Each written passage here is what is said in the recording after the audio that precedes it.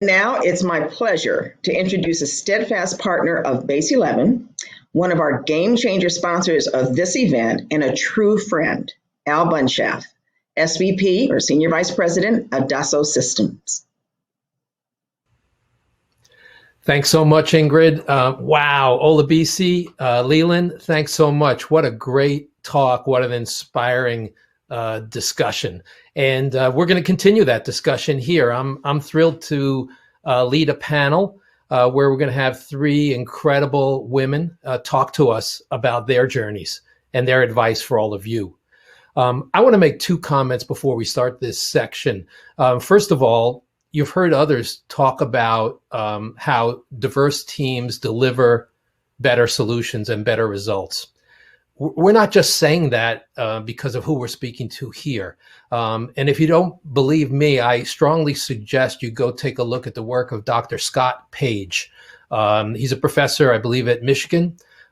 He has a book called The Diversity Bonus, where he scientifically looks at this question of diverse teams and shows us that in fact, randomly choosing a diverse team of individuals to work on an innovation problem delivers a better result than picking your superstars and putting them all on that team. Think about that for a second. The second thing I want to talk to you about real briefly is we all bring biases to everything that we do.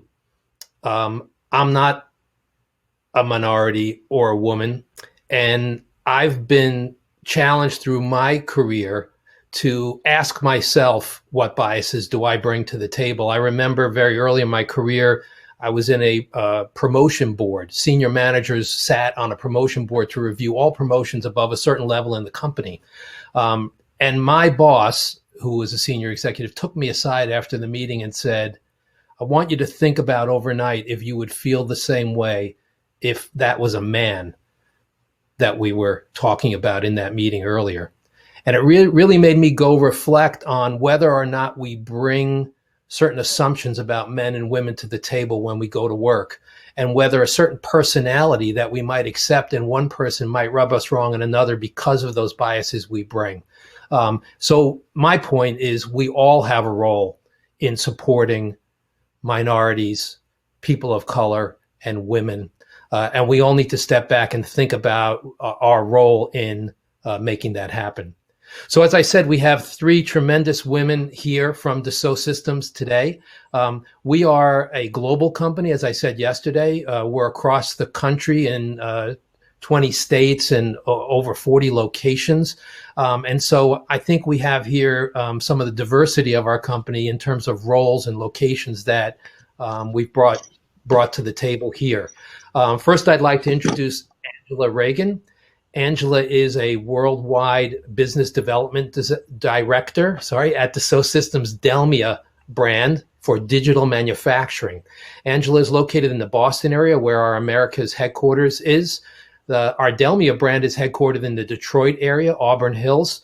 And I just want to share with you some of those locations so you get an understanding that we truly are around the country here.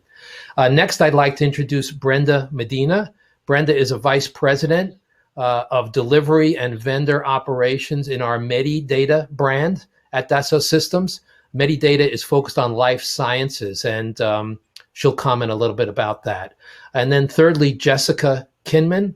And let me just say that Brenda, I meant to mention, Brenda's located in California. Our Medidata brand is headquartered in Manhattan in New York City. And Jessica Kinman, thirdly, is an industry solution experience senior manager with Dassault Systems. She specializes in aerospace and defense, focused on processes for engineering and manufacturing. Jessica is located in the Seattle area, where one of our largest clients, the Boeing company, is located, but she works with many clients across a range of industries. So to the three of you, thank you so much for joining us today. Thanks for joining me on this panel today. I know you have a lot to share. So what we're going to do is I'd like to ask you a question and then ask the three of you to kind of respond and share your thoughts. And I want to start by asking you to talk a little bit about yourself, the journey you traveled. How did you get to where you are? what is it you do? You know, I read these titles, which to most, I think, of our audience are a little bit cryptic. So talk about what you do and what's happening in your part of the world and why it's so exciting right now. So Angela, let me start with you, please. Go ahead. Right. Thank you very much, Al. Well, my educational path is different than my colleagues. I do have a liberal arts degree in English from UCLA and then an MBA in marketing. But my career has always been in high tech. I started in telecommunications, selling telephones at AT&T, and then found myself promoted to an account executive selling multiplexers out in New England, telephone networks. When the telecom bubble burst, I landed in manufacturing, selling software to optimize production for global manufacturers. And ironically, the first manufacturing factory that I did a plant tour at was at a whole hog sausage farm in Tennessee. Needless to say, I could not eat meat after 3 months, but it just amazed me what I learned and what takes place in a factory, that I was motivated, inspired to learn more and continuously to learn more. The road was not easy. I was usually the only female. At times I did feel intimidated, but my playbook was to push myself. And if it didn't go well, I would get angry, and that would just motivate me even further to work harder. I needed to study, and I had to work hard to stay ahead. What is important to mention here is that you do need to continue learning and to stay relevant. I did not plan on a technological career, but when I landed in it, I pushed myself to do better and to be better. Not only did I complete my company certification programs, but I also seeked out educating and tapping other resources. I started educating myself. I am an engineering wannabe. For example, to get a better understanding of manufacturing, I found YouTube classes from the India Institute of Technology, which is a world-renowned technological and research university, where I found very great courses to help me learn manufacturing. I also found pertinent meetup groups to attend on new technology here in Massachusetts. And then 3 years ago, I became involved in Women in Manufacturing. This organization really opened up my eyes. I never belonged in a women's organization. Mind you, we do have both female and male members within this organization, which is nationwide, 6,000 members strong. But my involvement here is both professionally and personally rewarding. And because I found this organization valuable to me, I wanted to pay it forward and get others involved. And then 2 years ago, I recently launched the Massachusetts chapter. This organization has opened up many doors for me, and not only for my career, but to help and inspire others. So even though I am the global director of business development, where my people open up the doors introducing Dassault Systèmes software to global manufacturers, that's what I do. I wanted to make it a point for you to become, and for others to get involved. You need to educate yourself and align yourself with organizations that fall in line with your career aspirations. You never know what doors will open up to you. And that briefly is my career path.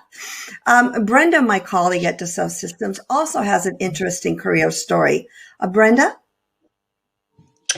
Thank you, Angela. I'm so excited to be here. I am originally from the Dominican Republic, and so that actually creates some diversity in all of our teams automatically, especially in the levels that I tend to be at. So my parents were immigrants from the Dominican Republic, and they actually really instilled a very fruitful way of thinking about success. I fell in love with the math and science area of my world very early in my childhood, when my tias, which are my aunts, really successfully showed me their success. So that really intrigued me and really helped me to really foster that foundation around math and science and understanding that there was a business sector of it. That helped me to go on to graduate with a business bachelor's as well as a technology minor. And that helped me to then propel into IT support in a airline industry. And that went on for a little while until I figured out that I really liked the business side of everything. So it was very intriguing for me to understand the technology and how I could influence business decisions. So I started my path on understanding accounting, finance, and technology at the same time. After that, I landed in a small biotech company where I was in the accounting department, but also owned the technology portion. And we were very small, so it's very hands-on. So I got a tremendous opportunity to really drive an IPO, and then figured out that a lot of the backbone of that organization had to do with clinical data. So I learned the science, I learned clinical trials, I understood how, a patient went into a hospital and really the activities that happened there drove every financial component of everything I did. So that propelled me to really create systems, technology that fed financial modeling. And that was kind of the start of my journey within the next 3 pharmaceutical companies where I created people, I created systems, processes, and then built teams to do that, but on a much larger scale. Behind all of that was always a company that really was the backbone of my innovation.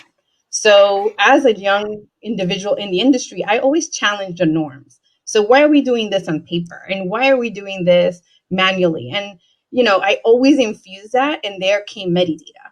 And Medidata really gave me the opportunity to look at the technology side that I then was kind of my foundation of how do I improve clinical trials with data and technology. And so for the last 15 years after my initial pharmaceutical journey, Medidata has always been at the core of my solution. I was the head of every business section within clinical trials for those organizations or the pharmaceutical companies. And therefore, I would always go to Medidata with a problem statement and say, how do I solve this? That will also give me a financial benefit, right? So my hat was always looking at how do I get drugs to market faster and with the least amount of expenses? So always drove data, always drove technology, and Medidata always found a way to either challenge me or give me a solution to that problem. And that's how I got to Medidata. After trying to solve all those issues and all those problems and the problem statements within the sponsor organization, the pharmaceutical companies, I have this great opportunity at Medidata to actually help and really infuse that customer success factor into actually the technology. And that's how I am the VP of Technology Delivery and Vendor Operations. So I do help the teams, and I help our India teams to actually really understand the problem statements, really staff and really understand how to solve those technology challenges. So I'm super excited. I've been at Medidata and Dassault Systems for now 2 months. And I am ecstatic to continue that path and do actually more amazing things in the Dassault world. So with that, I do want to mention a couple of things that were really critical to my success. One was an amazing mentor. So I, from the beginning, really, really had amazing mentors that really understood my cultural aspect, my foundation, and what I wanted to successfully accomplish in my career.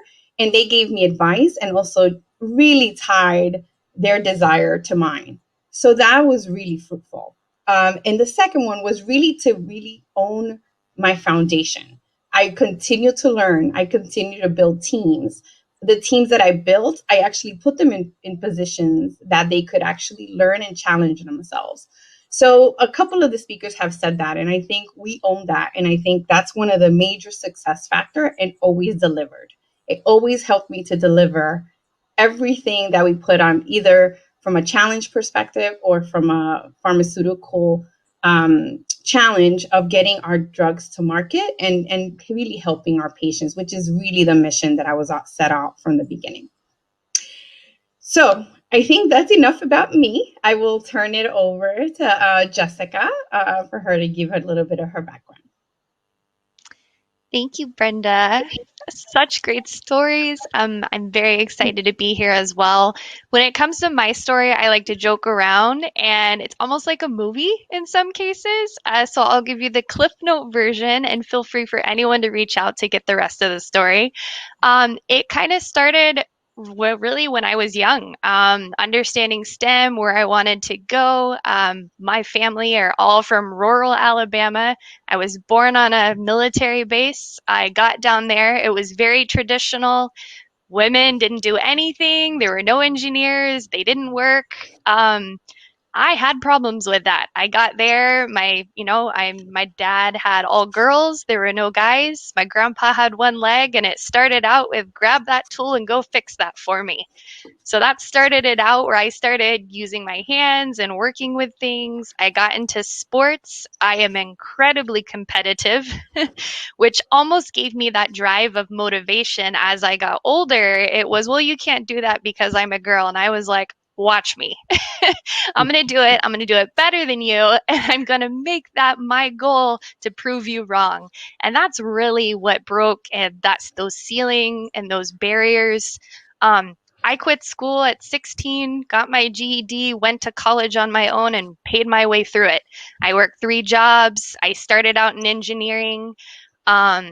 I was going back and forth as I was working full time. So there were quarters I took off, quarters I went back, but for whatever reason, mechanical engineering was where I wanted to go. What's great about that, I ended up being the first engineer in my family. My younger sister followed behind me. So there's actually 2 Emmys in our family now, representing all the engineers. I left from there, came out, started working for Boeing. I came up blue collar, working in the distribution center. I've welded, I've ran electrical wires, I've gotten dirty, I've gotten cut up, like literally done projects where my blood, sweat, and tears have built that. So I know exactly what that feels like. And then coming into Boeing, they helped pay my school. Came in as an electrician. I helped on their developmental programs. I helped build teams. I helped train people. I worked across Boeing Commercial. And this whole time, I'm still going to school. With my work schedule, it made it challenging. So there were actual times where I ended up stopping doing engineering and I switched over to business, because when I'm going against people, I was very young. I got my first manager position at 19 in a warehouse. So not only was I young, I was female. I worked in mostly an African American community. So I kind of had 3 areas where I had to struggle from diversity. My second manager position was at Boeing as a manufacturing manager at 20, where now I'm leading people who are kind of the same area, same age as my parents. And I went through a whole nother diversity there. So I looked at it as, I may not have 30 years, but all these other check marks I'm going to have, and you're going to lose on that one. So I think one of the other ladies talked about really building your foundation. And I didn't have that 30 years or that time, but I guarantee you I'm going to grab every special project I could. I'm going to have my mechanical engineering degree. I went and got my BA for business management and ops. I also went and finished my MBA with a concentration in finance, because now when I go up against something, I'm like, I have a BS and I have an MBA. Which one do you need? I got both. And then it just led into branching out and building my foundation from there, having the manufacturing experience, moving over into systems. I started working on, now that I had a manufacturing and an engineering background, I can help the user interface and integrating both of those teams, because not many people can talk both sides of that. So that kind of got me down the path to running. I led Boeing's second century project for manufacturing, where it was an enterprise solution to bring all of their systems together to improve their operations. And then that kind of led me on the path with Dassault. Now I've helped one company. I worked there for 10 years. I was like, what do other people do? So I actually came to Dassault as a business consultant, and I started working with all companies in manufacturing for North America. And then that kind of grew into, well, I have aerospace, I understand manufacturing. And then I had the opportunity to become one of our industry directors who now help with where are we going forward with innovation, working with all companies on their digital transformation. A lot of them have a hard time looking inside and saying, okay, we want to do something, but we don't know exactly where to start. So it's been very interesting going from someone who was really at the bottom, sweeping floors, now to where they're bringing me in as an industry expert and they're listening to me, they're asking my questions. I'm able to bring the right people and get these companies on that path forward. From my professional side, Angela pulled me into our Women in Manufacturing organization that our company's been a part of, and I've helped grow that on the West Coast now, also starting the Washington chapter here and focusing on companies in the area for that personal development and growth to help them both in their career and their personal. So I think throughout kind of each of those pieces, one thing in the beginning, I started out alone. Brenda had a mentor. There are people that started out in different things. I know what it's like doing it alone, and it is really hard. And so making sure you have a very strong support structure that you can lean on when you have those days. Surrounding yourself with people like you that have similar goals. One thing I found out were friends that didn't have similar goals, it made it very hard to say, I want to put my career first. I'm going to school. I'm a single parent. I have the questions. Well, don't you feel bad your daughter's, not seeing you all the time? And I'm like, no, I'm an inspiration to her. I want her to know and be the doctor, not go find the doctor.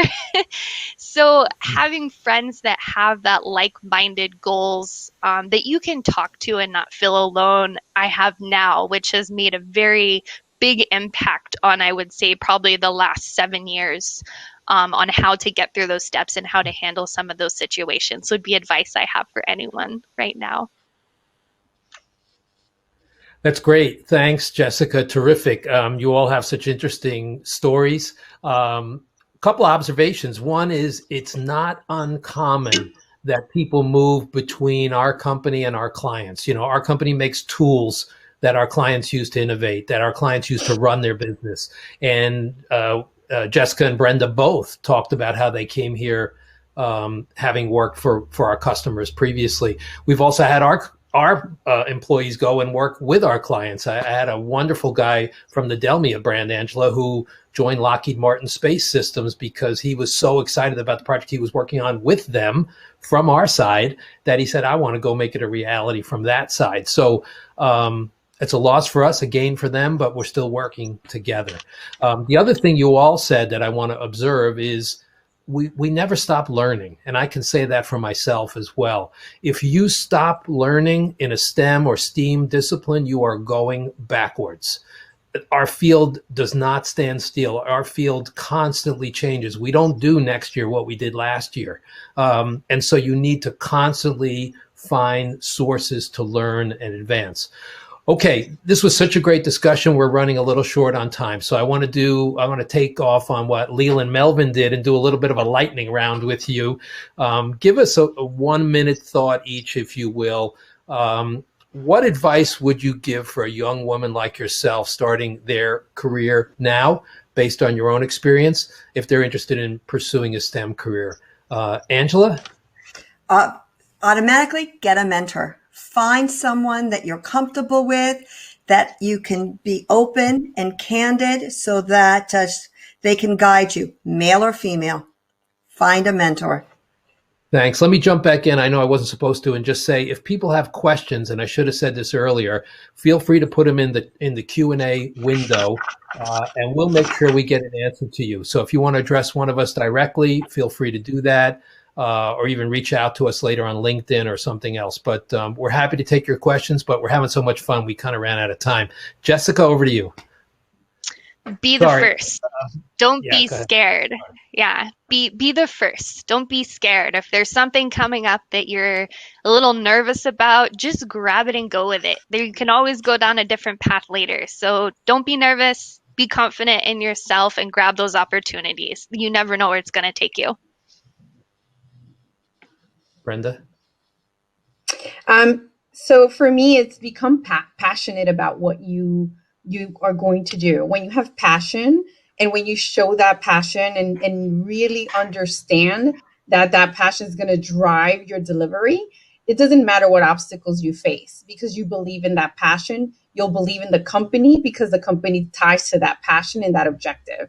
So really, really hone in on what makes you good and what makes you passionate about what you do. Thank you so much. You are role models for any young woman who wants to pursue a STEM field. I thank you for taking your time with us this morning and for giving back like you do to the community to help other young women succeed like you have. So thanks again, and that'll wrap up our panel. Again, send us questions, and we'll try and get back to you if you have any further questions. Thanks, everyone. Thank you.